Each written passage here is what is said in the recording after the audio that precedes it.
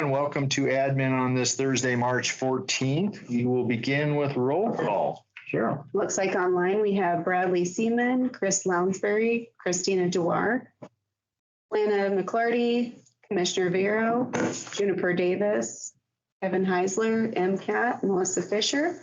In the room we have Commissioner Slotnick, Strohmeyer, Emmy Bristow, Allison Franz, Karen Hughes, Matt Jennings, Matt Latzenheimer, and Hughes, Maddie Scott, John Hart, and myself, Cheryl Hartman.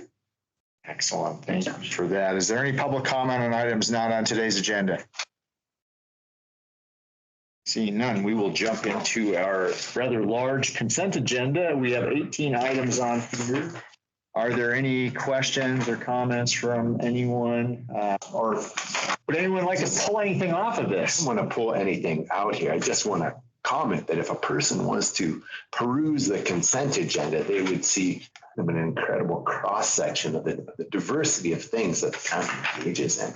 And in many ways, we are working to really improve people's lives. It's kind of inspiring looking at this. Everything from saving money by using millings to improving wastewater. The cemetery district. It's only the media was present to feast their eyes on the consent. It's actually really impressive. I'm mourning the death of local journalism regularly.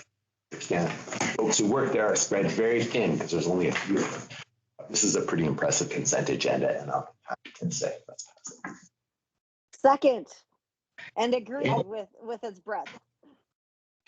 Any further discussion on the consent agenda or public comment on the consent agenda? Seeing none, all in favor? Aye. Okay, we are. I'd like to say one other thing. I really appreciate that we have a consent agenda, or this meeting would be 3 hours. Thanks, Dave, for that contribution to our efficiency. Thanks, Chris. Small victory. I still remember the day when we would sign papers with a pen at the end of this table. Yeah, and then signing while attempting to be listening to people. It's really tough. We moved on. So, okay, speaking of moving on, we have a number, actually 10 separate action items today. The first is brought to us by Karen Hughes related to impact fees. All right, commissioners, before you is a resolution to essentially adopt the administrative procedures for impact fees. Impact fees, as you know, are the one-time fees assessed on new construction projects that developers pay and landowners pay to support new or expanded infrastructure needed for a variety of types of facilities: general government, public safety, emergency management, parks, trails, and Frenchtown Fire. Are the county's impact fees. We have been working with the building department, the finance department, and others to put together administrative procedures that will work for the county. Planning, development, sustainability will kind of take the lead in kind of keeping this thing rolling. We've been working, we'll be in charge of kind of making sure that the calculations are done correctly. We'll work with the building department to get the collection done and the deposits made. Finance department's been working with us to set up the accounting system that's needed. And they'll help with the monitoring and reporting and the appropriations and the expenditures of impact fees. And then we also have the Impact Fee Advisory Committee, which helps advise on the monitoring, the reporting, the appropriations, and future studies to develop any adjustments in the future. So this essentially this resolution lays out the kind of guidance for how we do that in-house. There are more detailed bits and pieces, but this kind of provides the umbrella document that we use to kind of do this and do it in a legal and well-organized manner. So if you have any questions, I'm happy to answer them. I can't help but comment just because I was in on this from the start. As you person could surmise from your description, impact fees are really complex. And it was a long and statutory guided process that got us to this point. Really appreciate that we're here. And having impact fees is part of our efforts to attempt to come up with other sources of revenue to lower property taxes. So if developers or builders don't account for the cost of their impact on general government and infrastructure, those costs are borne by everyone. hence these impact fees. Plenty of cities have these. I don't believe I any think we may be counties the do. only county in Montana. I'm afraid of that. If we're the first, there's a good chance we'll be the last. Pass prologue. The But first here we shall go. be last. Here we go.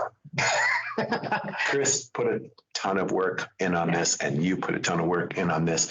And the folks who voluntarily served on our advisory board put a ton of work in on this as well. And that on that board, we had representatives from the realty community and from the development community. So their words and thoughts were taken into account. And with two attorneys in the room, I'm glad that this is legal and well organized. Have I botched it by anything I said? Thanks.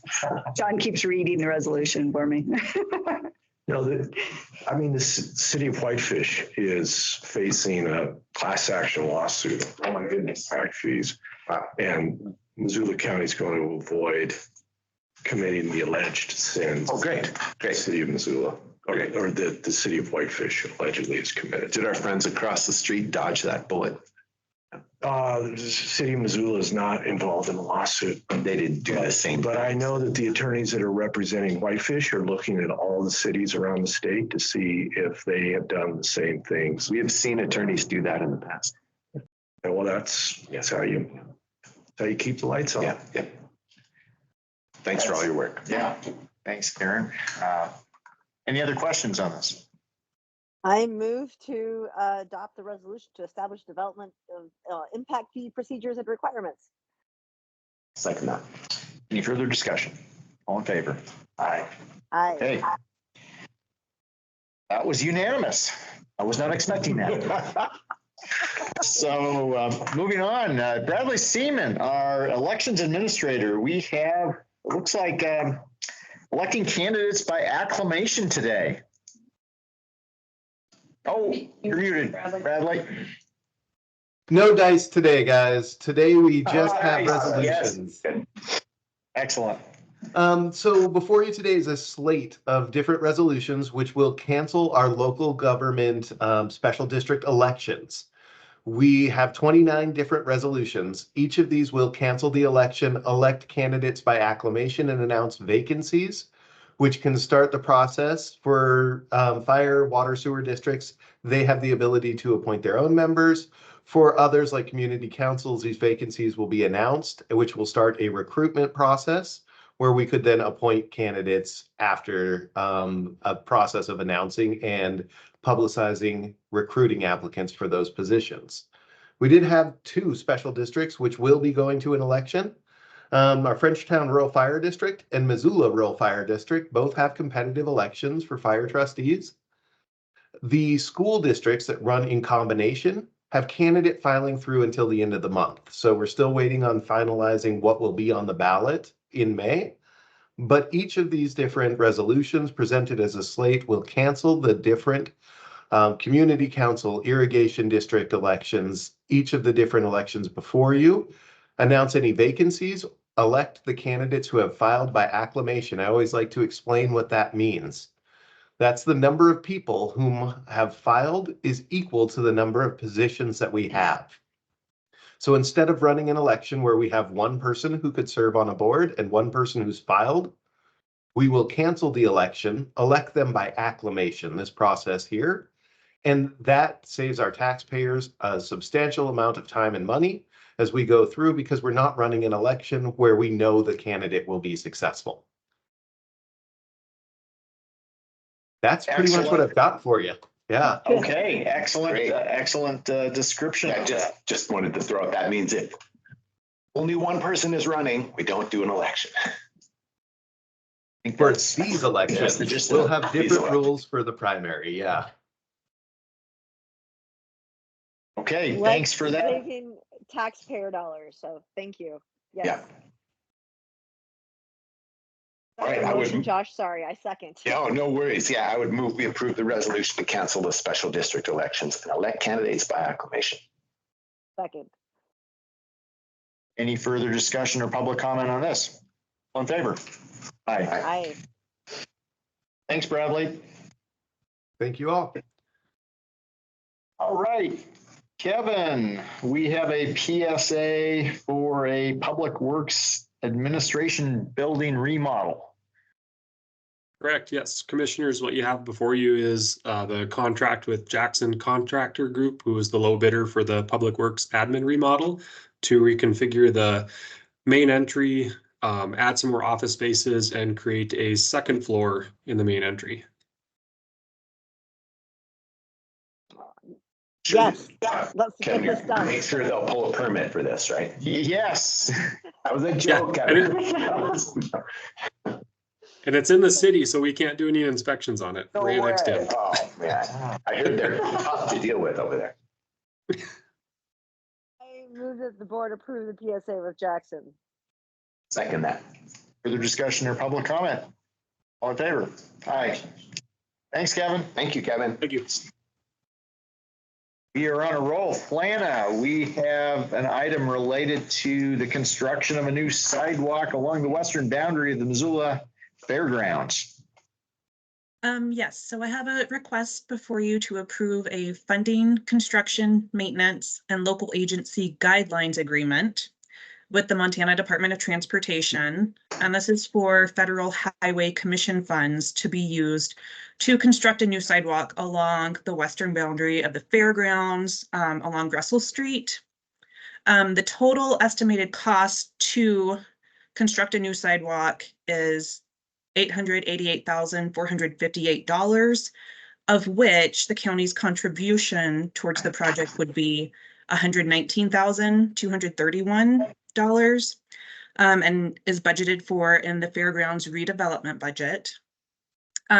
This project is part of the Missoula County Fairgrounds Master Plan and Schematic Plan that was adopted in 2018. And I don't know if you've been along the sidewalk anytime recently, but it has fallen into disrepair. But another improvement is going to be widening it and creating a boulevard. So there's a grassy median between Russell and the sidewalk. So addressing some safety concerns and accessibility along there. Since the GEO bond didn't pass, we've looked for alternate funding sources and applied for and were awarded this grant for the sidewalk. So the grant will reimburse about 86% of the cost, and the county is responsible for the remaining 13%. And once this contract is signed, we can then do an RFP for the design bid build of the project, and facilities is going to manage the construction of it. Hey, Flana, who Yes. so then once the project is done, who maintains the sidewalk and takes care of the grassy boulevard? Is that a county or? Yes. Okay. Yep. So the county maintains the sidewalk and the boulevard after it's completed. Okay. Mhm. Thanks. Let me just add, the county will have the primary obligation of maintenance for the sidewalk. This right of way is state right of way. State, well, because of the it's a state route. Yeah, because Russell is state right of way. So the state still retains some non-delegable obligations for maintenance, and that's spelled out very well in this contract. The Department of Transportation has recently negotiated new language with the City and Towns League of City and Towns. It's nice language. I was pleased to see it. And it's sort of, it's one step forward that MDT has taken to recognize that they have obligations in state right of way, even though they always try to shift that responsibility to local governments. Thanks, John. That's good. Only thing I want to add to this is an area that gets tremendously heavy foot traffic during the fair week, and it also is an area of tremendously heavy car traffic. So having this widened sidewalk and boulevard will enhance safety and user experience for all. And most of it's paid for with a grant. Yes. Flana, will this require the repositioning of the fence? Yes. Okay, and is it just going to be the same sort of fence that's going to go in there for now, or what? Going concertina wire. So the we had to do 30% design to apply for the grant, but now that we've received it, we do have to kind of start fresh with the RFP and design process. So what the fence looks like is still a little up for grabs. However, I imagine something similar since there will still be livestock in that area during the fair that and it doesn't cover the pretty fence that's on South Avenue. So. And we are going to do our best, if I understand it right, to accommodate some of the physical needs of the ice rinks that abut this sidewalk. Yes. Which might Have to get vehicles in there, not users, but no skating on this side. there'll be no skating on the sidewalk, but they have to get gear in through that entrance. Okay, should we do this? Yes, I get this done. second. Any further discussion on this item or public comment?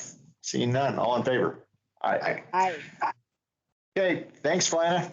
Thank you. Thanks, Lana. So the next several items, actually 5 through 9, relate to the Construction Board of Appeals, something that we have we ever, do we even have such a thing? Or are we creating it for the first time here? So yes, there is a Construction Board of Appeals. Who it was comprised of when Steve Hutchings was the building official. Some of those members are no longer around or alive anymore. So we're required by the state and the building code to have a Board of Appeals in place for contractors or homeowners to appeal stuff to the board if they don't agree with the building code. And I'm putting together a new Board of Appeals with fresh members to have in place. My understanding from Steve Hutchings is they've only met once in all the years that the county's had a building code program. And could you describe when and when these folks meet and what they do? Yeah, so let's say I made a decision on a building code issue and the contractor or homeowner didn't agree with it. This gives the public or the contractors also another step, another option to appeal it to somebody else besides just me before it goes up to the state level. Okay, sounds like a good idea. That sounds like a really good idea. Yeah. Yeah, And it says something about how well your office works that this board has not had to meet very much.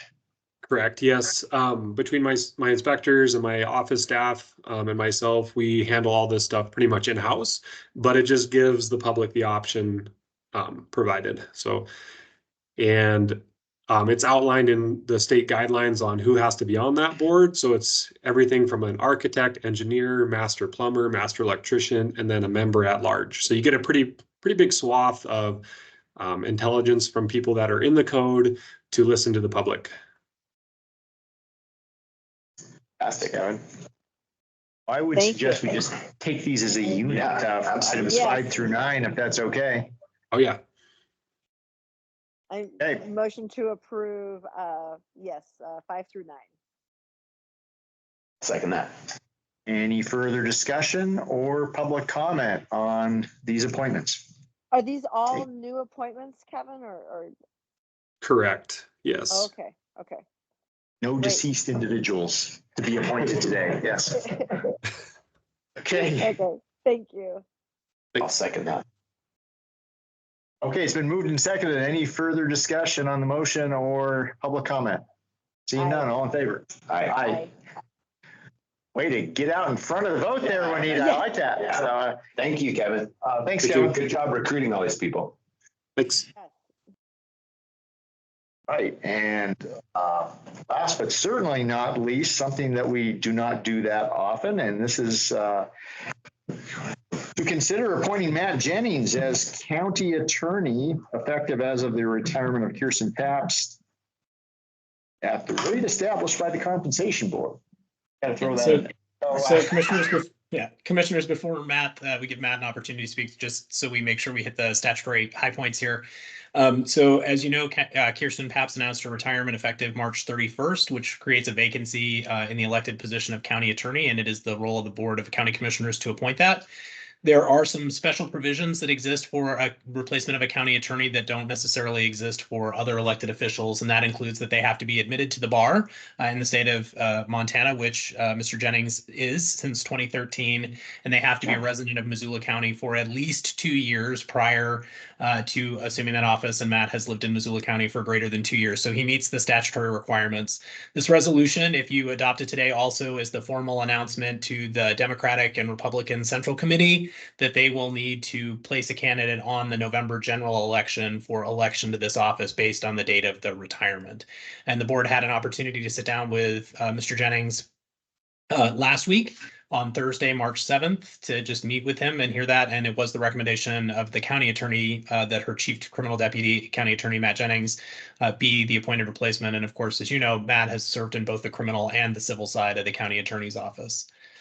So with that, I'll let Matt and of course the commission speak. So Thanks, Chris. Matt, Well, I just want to say thank you, everybody, for this opportunity. I'm just so excited to take over this new role. It's been my honor to serve Missoula County and be in our office for the last decade, working with folks like Don Hart and the commissioners and some of your predecessors in the various departments. This is just a job that I've really grown to love and appreciate, with well-intentioned individuals with talents and sort of intellect that I think is just really amazing as a benefit to this community. So we're doing some really good work in the county attorney's office. I want to keep doing that and got some ideas for the future. And so just thank you guys so much for your support. It's really an honor. welcome. Yeah. No, I'm delighted to support this appointment. Can't think of anyone else who would be more deserving and capable. So Yeah, I'm going to echo that. We're super fortunate that you're here and willing and open to doing this.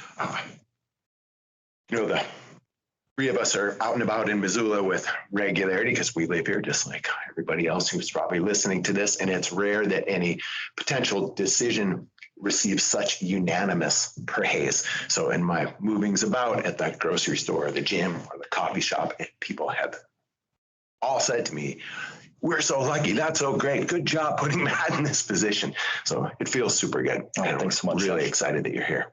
Thanks. Absolutely. Yep. sure you heard that while taking a shower. Not that this one was interrupted. Okay.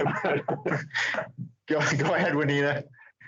Echo all of that because Jennings, you have the skill set, the personality, the passion, everything that we need going forward. So thank you. Thanks, Juanita. And with that, I move to appoint as effective as retirement. Enthusiastically second.